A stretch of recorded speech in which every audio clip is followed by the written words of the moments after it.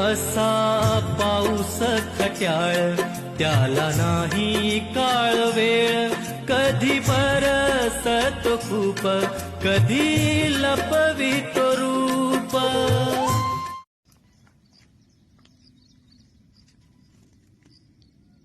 अहो काय कदा आली इथे हा?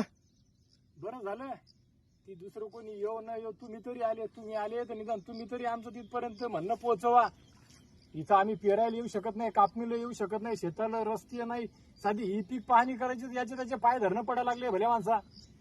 ही पीक पाहणी करू शकत नाही तर जर तुम्हाला साहेब लोकांना नुकसानीचे पंचनामे करायला यायले तर यायला आणावं कुठून आणि त्याने याव कुठून? मुख्यमंत्री साहेबाला उपमुख्यमंत्री साहेबाला जर शेतकऱ्याच्या बांधावर याचं तर इथं काय हेलिपॅड बांधाव का? आता येणार कशाने, काय देणार आणि काय करणार? शेताले रस्ते नाही, मालाले भाव नाही. भाव तो सोडा, 2-4 वर्ष झाले ते सोयाबीन फरकाच्या भावच्या यादीत अजून नाव नाही. आणि काय भाव भेटाव? शेत रस्ते नाही. शेत रस्त्यासाठी दाद मागायला जावं तर तिकडे तारीख पे तारीख चालू आहे, 12 महिने झाले.